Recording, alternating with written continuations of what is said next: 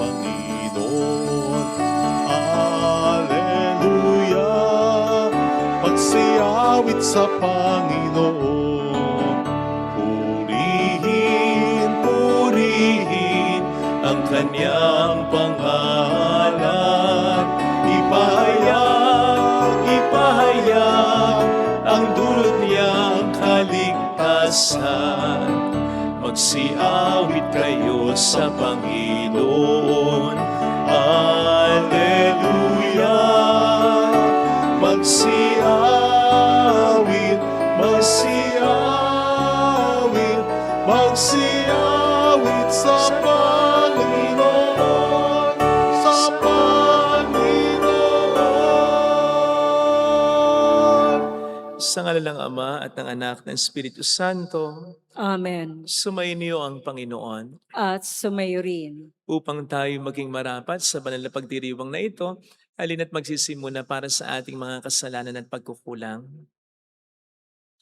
Tayo pong lahat, inaamin ko sa makapangyarihang Diyos At sa inyo mga kapatid, na lubha akong nagkasala sa isip, sa salita at sa gawa, at at sa aking pagkukulang.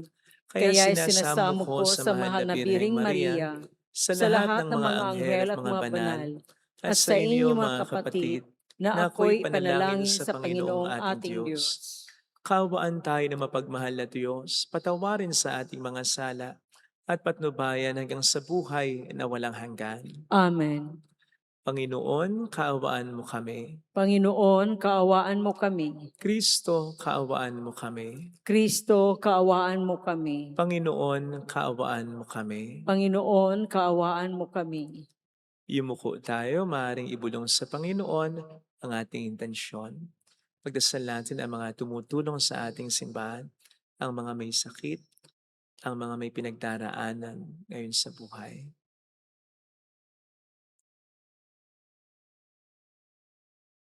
Manalangin tayo. Ama naming makapangyarihan, lagi nawang magalak ang iyong sambayanan sa pagkakaroon ng bagong kalooban upang sa kadakilaang dulot ng pag-anib sa iyong angkan, ang araw ng pagkabuhay ay maging pag-asa sa pagdiriwang sa pamamagitan ni Jesucristo, kasama ng Espiritu Santo magpasa walang hanggan. Amen. Ang salita ng Diyos mula sa mga gawa ng mga apostol. Noong mga araw na iyon, dinaluhong sina Pablo at Silas na mga tao. At matapos pahubaran ng mga pinuno, sila'y paulit-ulit na ipinahugupit, saka ipinabilanggo at pinabantayang mabuti. Ipinasok sila ng bantay sa kaloob-looban ng bilangguan at ipinangaw ang mga paa. Nang maghahating gabi na, sina Pablo at Silas ay nananalangin at umaawit ng mga imno, at nakikinig naman ang ibang mga bilanggo. Di kaginsay-ginsay, lumindol ng napakalakas. Ano pat nayanig pati ang mga pundasyon ng bilangguan. Pagdakay, nabuksan ang mga pinto, at nakalag ang mga tanikala ng mga bilanggo. Napabalikkwas ang bantay bilangguan, at nang makitang bukas ang mga pinto, hinugot ang kanyang tabak at tangkang magpakamatay sa akalang nakatakas ang mga bilanggo. Ngunit sumigaw si Pablo, "Huwag mong saktan ang iyong sarili. Narito kaming lahat." Humingi ng ilaw ang bantay, patakbong pumasok at nanginginig na nagpatira pa sa harapan ni na Pablo at Silas. Inilabas niya ang mga ito at sinabi, "Mga Ginoo, ano po ang dapat kong gawin upang ako'y maligtas?" Sumagot sila, "Sumampalataya ka sa Panginoong Hesus at maliligtas ka, ikaw at ang iyong sambahayan." At ang salita ng Panginoon ay ipinahayag nila sa kanya at sa lahat ng nasa kanyang bahay. Nang gabi ring iyon, hinugasan ng bantay ang kanilang mga sugat at nagpabinyag siya pati ang buo niyang sambahayan. Pagkatapos, sila'y isinama niya sa kanyang tahanan at hinainan ng pagkain. Galak na galak siya at ang kanyang buong sambahayan, sapagkat sila'y natutong sumampalataya sa Diyos. Ang salita ng Diyos. Salamat sa Diyos. Ligtas ako sa iyong piling, lakas ko'y sa iyo nanggaling. Ligtas ako sa iyong piling, lakas ko'y sa iyo nanggaling. Ako poon, buong pusong aawit ng pasalamat. Sa harap ng mga anghel, pupurihin kitang ganap. Sa harap ng iyong templo, ayuyuko at gagalang. Pupurihin kita roon, pupurihin ang iyong ngalan. Ligtas ako sa iyong piling, lakas ko'y sa iyo nanggaling. Dahilan sa pag-ibig mo at sa iyong katapatan, ika'y tunay na dakila, pati iyong kautusan. Noong ako ay tumawag, tinanggap ko ang tugon mo. Sa lakas mong itinulong ay lumakas agad ako. Ligtas ako sa iyong piling, lakas ko'y sa iyo nanggaling. Nakahandang harapin mo, mapupusok kong kaaway. Ligtas ako sa piling mo, sa lakas na iyong taglay. Yaong mga pangako mo ay handa mong tupding lahat. Ang dahilan nito, poon, pag-ibig mo'y di kukupas, at ang mga sinimulang gawain mo'y magaganap. Ligtas ako sa iyong piling, lakas ko'y sa iyo nanggaling.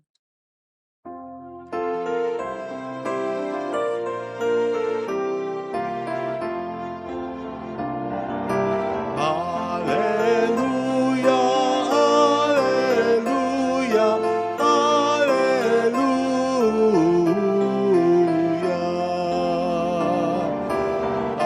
Alleluia, alleluia, alleluia.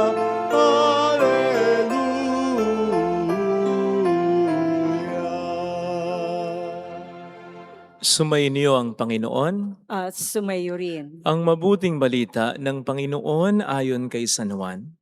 Papuri sa iyo, Panginoon. Noong panahong iyon, sinabi ni Jesus sa kanyang mga alagad, "Ngay paroroon ako sa nagsugos sa akin. Wala isa man sa inyong nagtatanong sa akin kung saan ako pupunta. At ngayong sabihin ko sa inyo, natigip kayo ng kalungkutan. Ngunit dapat ninyong malaman ng katotohanan, ang pag-alis ko'y sa ikabubuti ninyo. Sapagkat hindi paparito sa inyo ang patnubay kung hindi ako aalis. Ngunit kung aalis ako, susuguin ko siya sa inyo.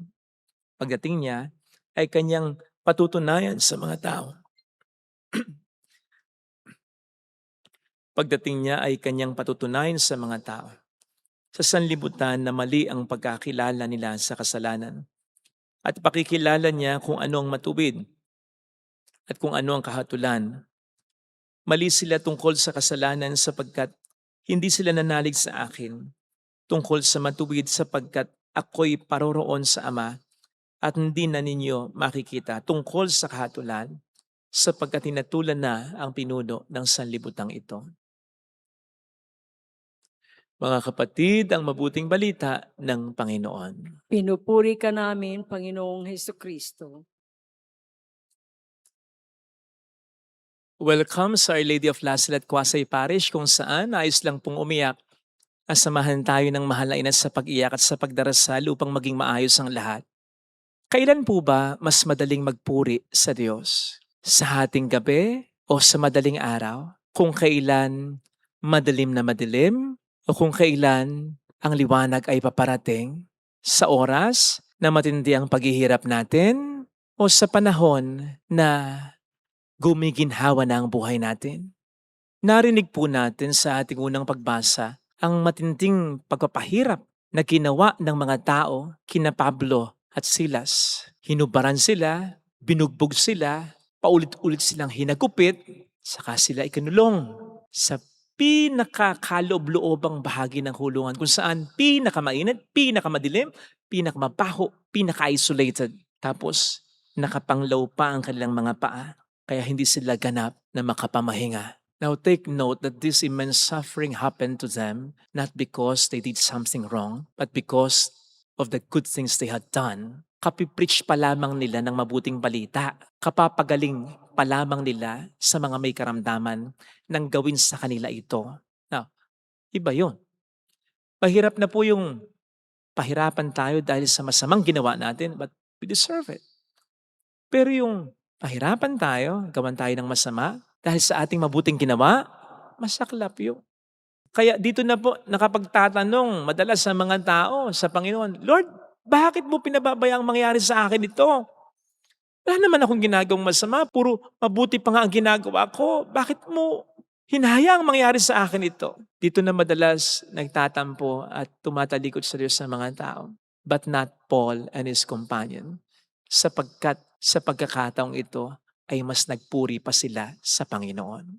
Napakaganda nga po ng pagkakaset up dito ni San Lucas sa bahaging ito ng Acts of the Apostles. Kasi po, pagkatapos niyang sabihin sa unang paragraph, yung tinatakil natin, kung paanong pinahirapan sina Pablo at ang kanyang kasama, hindi dahil sa may masama silang ginawa, kundi dahil marami pa nga silang mabuting ginawa. Sabi nga natin ay masaklap at mahirap yung parusahan ka sa mabuti mong ginawa. Yun yung unang paragraph. Ay saka naman niya sinimulan ang pangalawang paragraph sa pamamagitan ng mga salitang ito. Sabi dito, nang maghahating gabi na, sina Pablo at Silas ay nanalangin at umawit ng mga imno at nakinig naman ang ibang mga bilanggo. Now imagine this for a moment at huwag nating ialis sa context. Hirap na hirap at this very moment sina Pablo at Silas. Dahil binugbog nga po sila, duguan sila dito, masakit ang kalamnan nila. Yung emotional damage pa na wala naman silang ginagawang masama tapos ganun ang ginawa sa kanila. And then yung uncertainty, hindi nila alam kung ano ang mangyayari na malamang ay patayin sila. And yet, nanalangin sila at umawit ng mga imno. Nang malakas kasi ito'y narinig ng mga bilanggo sa bilangguan Kaya't ang pananalangin at pag-awit na ito ay siguradong may sigla, may gana, may matibay na pananampalataya. At kailan, anong oras nila ito ginawa? Sabi, hating gabi. Hating gabi kung kailan mas sumusumpong ang sakit ng kanilang kalamnan. Hating gabi kung kailan napakatahimik kaya mas nararamdaman nila malamang ang pag-iisa, ang kawalan ng tulong galing sa iba. Hating gabi kung kailan po pwedeng, dahil di sila makatulog, mas maraming negatibong bagay ang naglalaro sa kanilang isipan. Pero sa oras na yon, nagpuri at nagdasal sila ng malakas sa Panginoon. You see, yung hating gabi dito ay tumutukoy hindi lamang sa oras, kundi sa pagkakataong binabalot ng kadiliman sina Paul at Silas. Binabalot ng kadiliman ng kasalanan ng ibang tao. Binabalot ng kadiliman ng kalungkutan, maaaring binabalot ng kadiliman ng pagkatakot. Pero kinontra nila iyon. Hindi kami matatakot. Hindi kami malulungkot.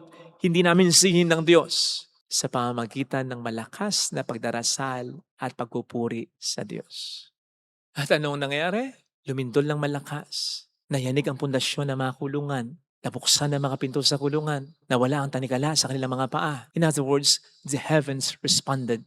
Tumugon ng Diyos sapagkat hindi sisipayuin ng Diyos ang panalangin ng isang tao sa hating gabi. Again, yung hating gabi, hindi ito oras Ito'y tumutukoy sa yugto ng buhay natin na napakarami natin at napakabibigat ng ating mga problema. Hindi sisipayuin ng Diyos yan sapagkat ito'y pagpapakita ng ating pananampalataya, ng ating pagtitiwala sa Kanya, sa kabila ng ating mga matinding problema sapagkat alam natin pare-pareho na mas madaling magdasal at magpuri sa Diyos sa umaga. Meaning, kapag maliwanag ang lahat sa atin, kapag naiintindihan natin ang mga nangyayari sa buhay natin, kapag marami tayong blessings, pero hindi sa hating gabi. Kaya ang pagdarasal sa hating gabi ng buhay natin ay tiringin at tiringkin ng Panginoon natin.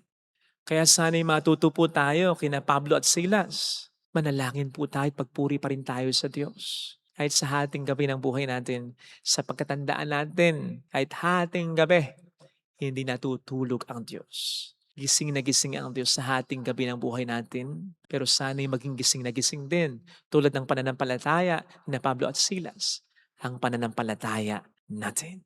Narinig po rin natin sa ating unang pagbasa kung papaanong na-convert ang bantay ni Pablo at Silas sa pananampalataya dahil sa kanilang pananampalataya. Dahil sa pagpupuri nila sa Diyos, kahit sila hirap na at pagod na, doon nakita ng bantay ang milagrong ginawa ng Diyos sa buhay ni Pablo at ng kanyang kasama. Kaya dito po makikita natin na may purpose din. Hindi lamang po para sa atin, kundi para sa mga tao sa paligid natin. Lalong-lalo na sa sambahayan natin, sa pamilya natin, yung mga matitinding problema na naranasan natin.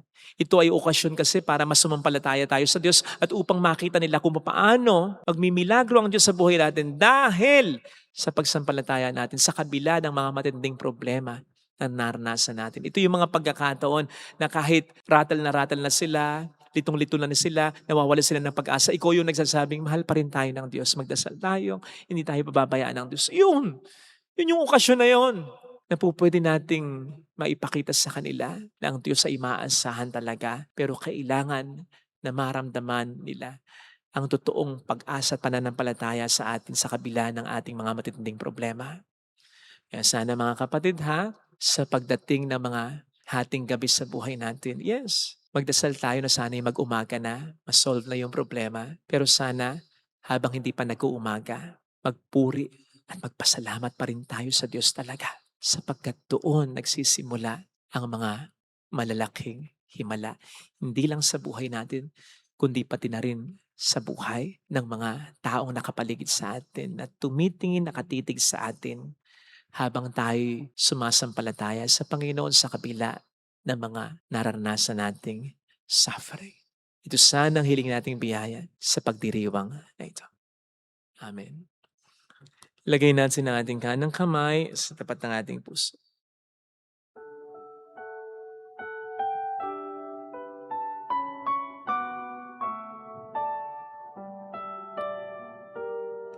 Alam kong may magagawa ang Diyos. Alam kong may magagawa. Makapangyarihan siya.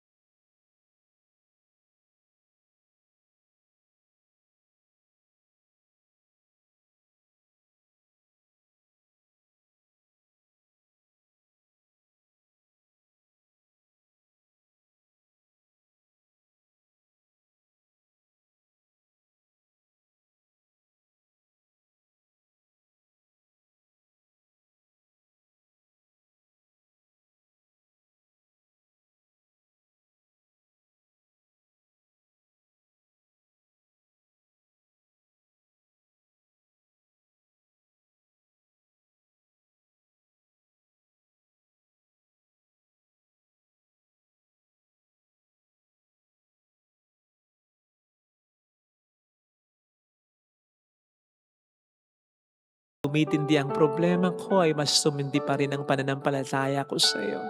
Na kahit hindi ko nakikita ang sagot sa aking mga dasal ay patuloy pa rin akong magdasal. Na kahit parang hindi mo narinig ang panalangin ko ay patuloy pa rin akong magpuri sa iyo. Na kahit may mga pangit na nangyayari sa akin ay maging positibo pa rin at may pag-asa pa rin ang pananampalataya ko. Tulungan mo kasi hindi po madali ito. Kailangan ko talaga ang inspirasyon mo. Kailangan ko ang iyong espiritu na kumilo sa buhay ko. Tulungan mo ako, Panginoon, na manatiling nakakonekta sa iyo. Hallelujah! Hallelujah! Hallelujah! Hallelujah. Pasalamatan siya. Siya ay muling babalik sa atin. Hindi kanya iiwan. Hindi kanya pababayaan. Mabalik sa Hallelujah! Hindi natutulog ang Diyos. Gising na gising siya. Kahit hating gabi. Mas lalo kanyang tinitingnan kapag kailangan mo ng kanyang tulong. Kaya maniwala ka, kapatid, mayroong magandang mangyayari sa iyo. Mayroong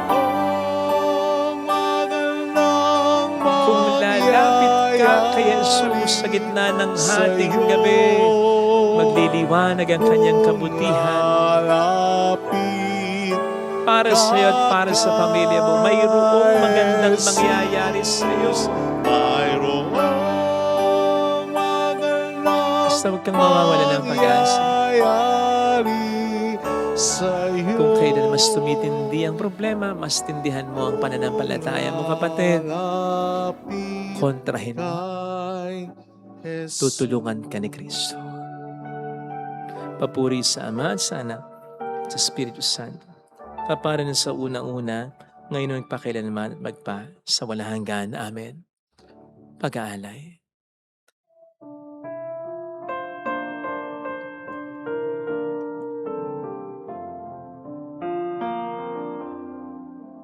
Ang iyong katawan ay inihain upang kami ay makapiling.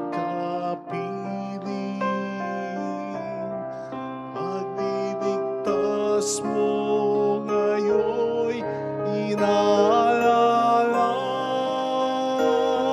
Pasasalamat sa iyong namalaan. Mahayag ang iyong kadakilan sa tinapay at alak na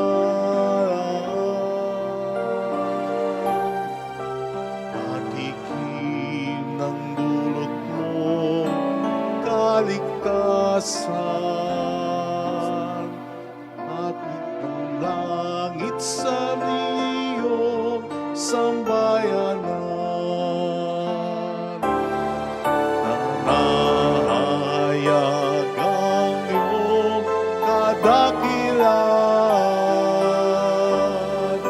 sa tinapay at alak na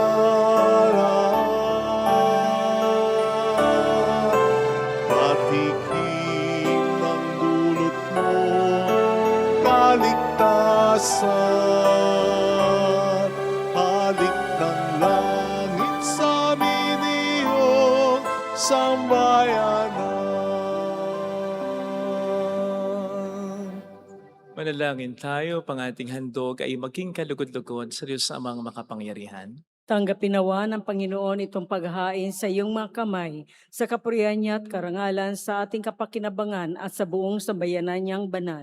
Ama naming lumikha, pagkaloob mong kami ay laging magalak sa pagdiriwang ng Pasko ng pagkabuhay ng iyong anak, upang ginagawang patuloy na pagsakip sa amin ay maging sanhi ng aming ligayang walang maliw.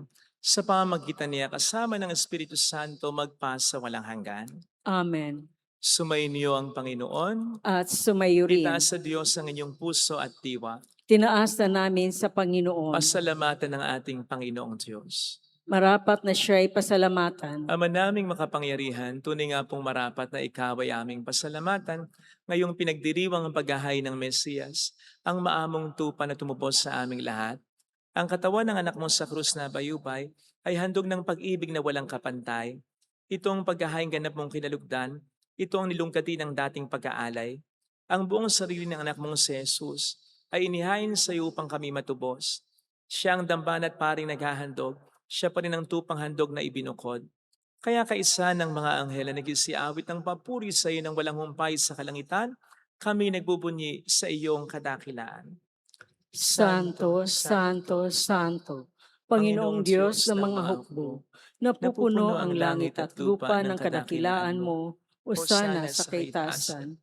Pinagpala ang naparirito sa ngalan ng Panginoon, usana sa kaitasan. Ama naming banal, ikaw po ang bukhal ng tanang kabanalan. Kaya't sa pamamagitan ng iyong Espiritu, gawin mo pong banal ang mga kaloob na ito, ang para sa amin ay maging katawan at dugo ng aming Panginoong Hesukristo. Bago niya pinagtiis ang kusang loob na maging handog, hinawakan niya ang tinapay, pinasalamatan kaniya, pinaghati-hati niya iyon, iniabot sa kaniyang mga alagad at sinabi, Tanggapin ninyong lahat ito at kanin. Ito ang aking katawan na ihahandog para sa inyo.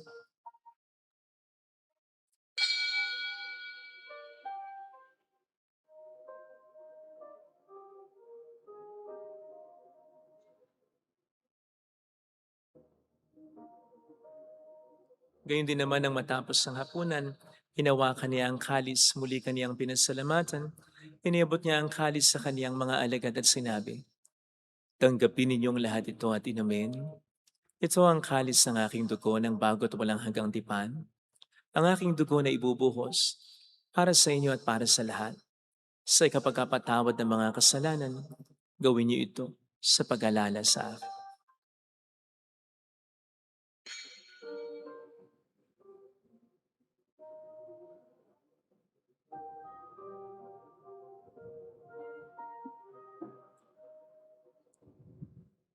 Ang misteryo ng ating pananampalataya. Si Kristo'y namatay, si Kristo'y nabuhay, si Kristo'y babalik sa wakas ng panahon. Ama, ginagawa namin ngayon ang pag-alaala sa pagkamatay at muling pagkabuhay ng iyong anak. Kaya inialay namin sa iyo ang tinapay ng buhay at ang kalis ng kaligtasan. Kami nagpapasalamat dahil kami iyong minarapat na tumayo sa harap mo para maglingkod sa iyo.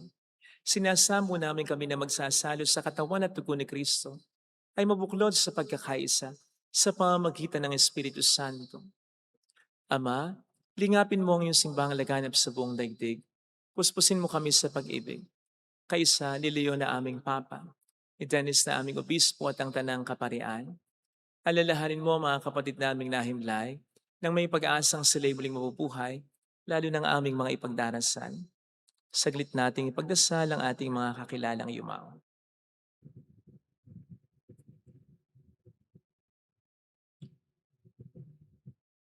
Kaawaan mo sila at patuloyin sa iyong kaliwanagan. Kaawaan mo at pagingtapatin kaming lahat na makasalo sa iyong buhay na walang wakas. Kaisang mahal na Birhen ng Lasal at ang Ina ng Diyos, San Jose ang kabiyak ng kanyang puso, lahat ng mga banal na namuhay dito sa daigdig ng kalugod-lugod sa iyo. May pagdiwang nawa namin ang pagpupuri sa ikararangal mo sa pamamagitan ng iyong anak na aming Panginoong Hesukristo.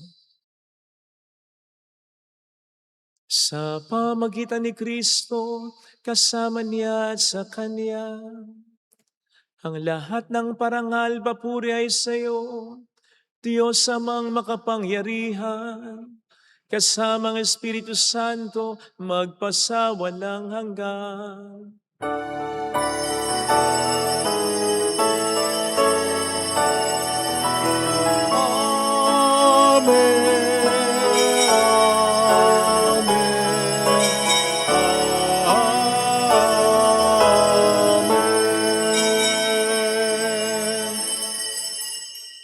Tumawag tayo sa Ama.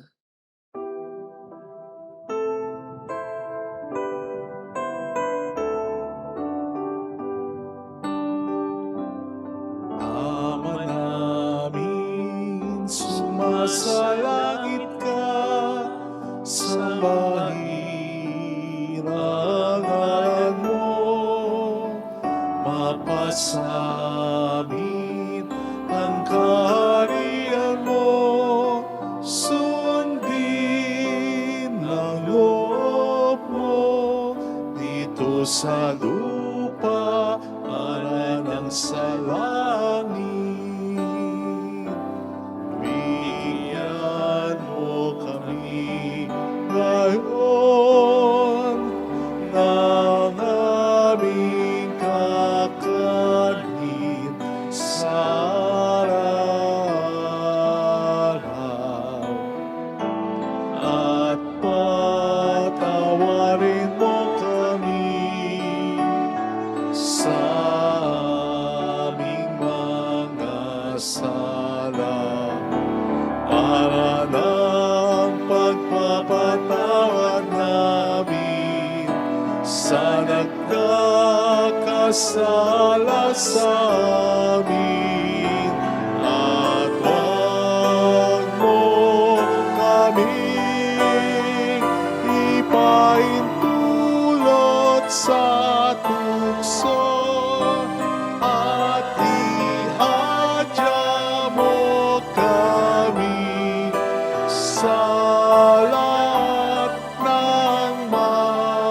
sama.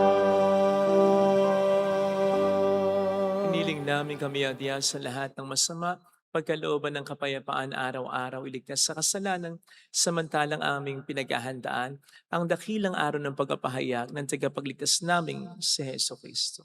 Sapagkat iyo ang kaharian, ang kapangyarihan at ang kapurihan magpakailanman. Amen. Panginoong Heso Kristo, sinabi mo noon, sinasabi mo rin sa amin ngayon, kapayapaan ang iniiwan ko sa inyo, ang aking kapayapaan ang ibinibigay ko.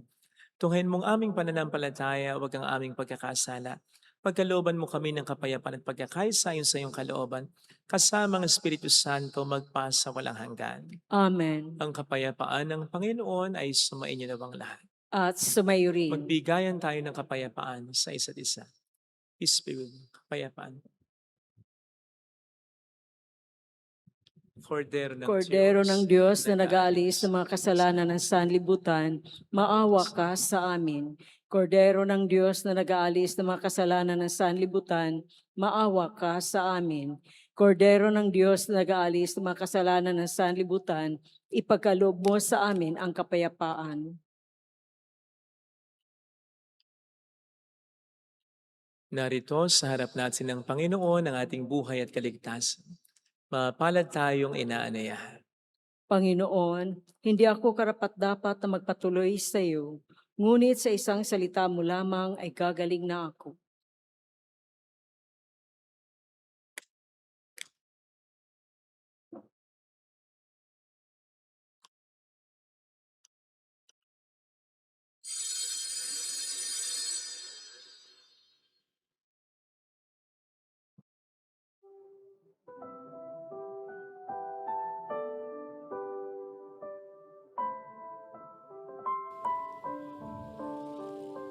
Panalangin para sa espiritual na pakikinabang. Panginoong Hesus, ako ay naniniwala na ikaw ay nasa kabanal-banalang sakramento. Iniibig kita ng higit sa lahat at ninanasa kong tanggapin ka sa aking kaluluwa. Sapagkat sa mga sandaling ito, hindi kita matatanggap sa sakramento. Tumuloy ka sa espiritu sa aking puso. Niyayakap kita na para bang naririto ka na. Inaalay ko ng buong buo ang aking sarili sa iyo. Huwag mong hayaang mawalay ako sa iyo. Amen. Sadya kitang nalimot sa salay na lugmok. Gayun pa man katulad ko'y inibig mo pa rin. Ninais mong maibalik ako sa iyong piling. Kahit tanging anak, iyong ibinigay sa aking kaligtasan, buhay niya'y inalay. Dahil ikaw, Ama, ay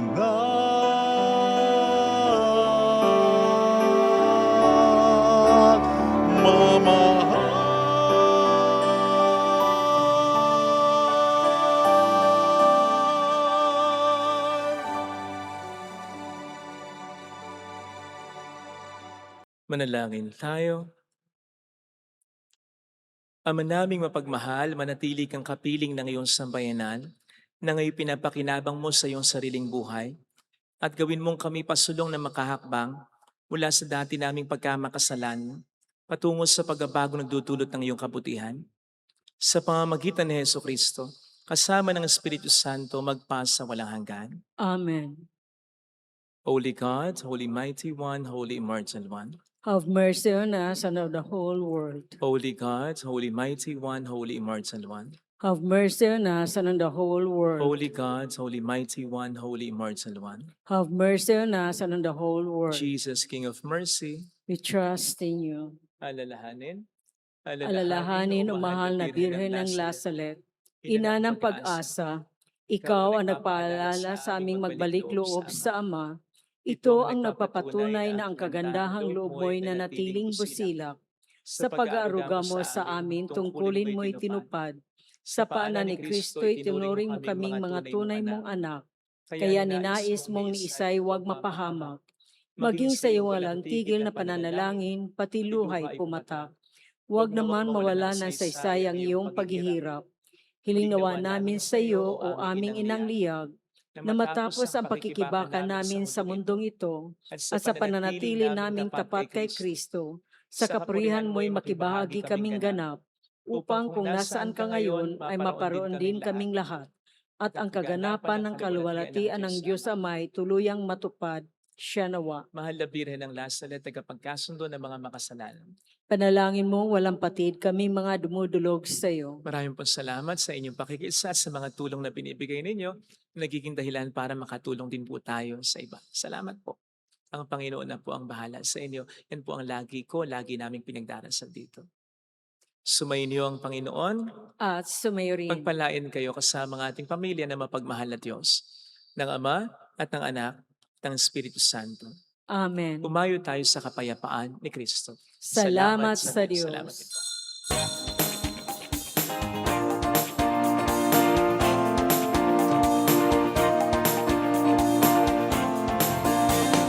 Mary, Mother of the Lord, here's a prayer we sing to you. Let your tears sip in our minds and hearts as once they fell at Nazareth. Tell your people how to live again. Tell your people how to sing again. Tell your people how to dance again. Tell your people how to pray again. Mary, Mother of the Lord, here's a prayer we sing to you.